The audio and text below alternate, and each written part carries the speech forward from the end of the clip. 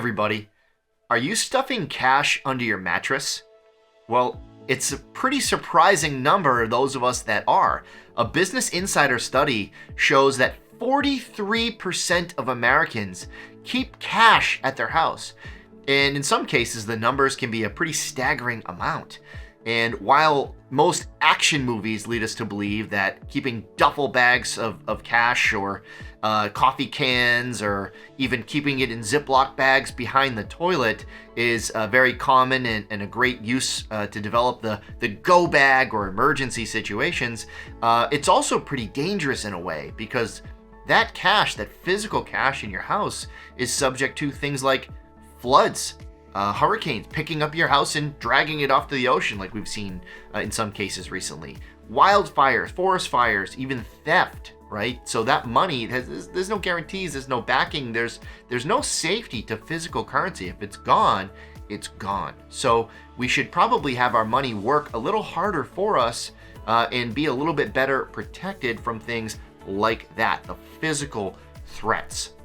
And there's a number of things, some timeless principles that we can apply to do that because you've worked really hard for your money and your money should work harder for you and not be a constant source of stress or anxiety. So with that said, a lot of the sources of anxiety around money have to do with things that we just can't control.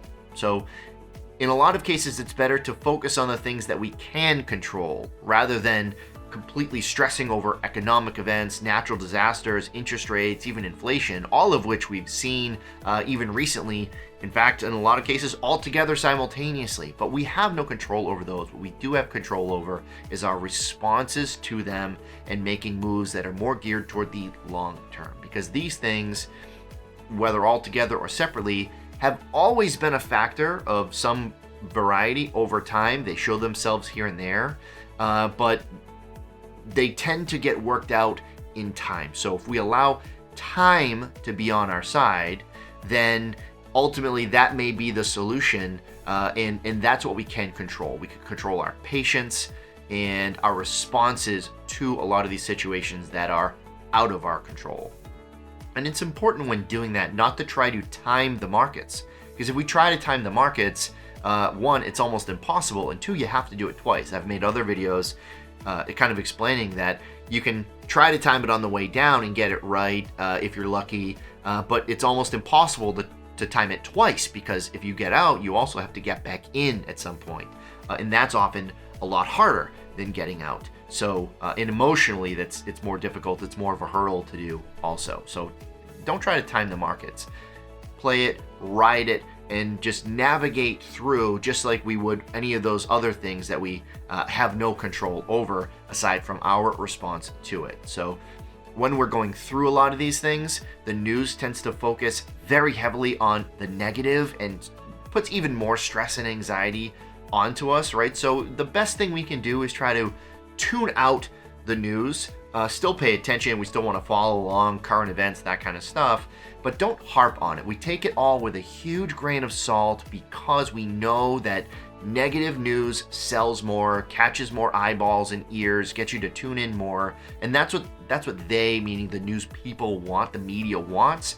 So take it all with a grain of salt, focus on our own individual situations, focus on all forms of risk aside from just market risk, put it all together in a long-term strategy, a well-written financial plan that we can use to navigate all market cycles over several market cycles, right? Not just today, this month, this quarter, this year. We're looking out 1, 3, 5, 10, 20, and often cases 30 and 40 years for younger clients.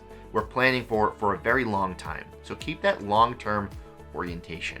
If you're going through any of this, have anxieties, worries, if it's been a little while since we chatted, been a little while since we've created a financial plan, or you don't have one yet, a friend doesn't have one, a colleague doesn't have one, and you're talking about these things around the water cooler, give us a call. We're here for you. We're taking actions to the best of our abilities, and we're happy to walk you through and guide you through yours as well.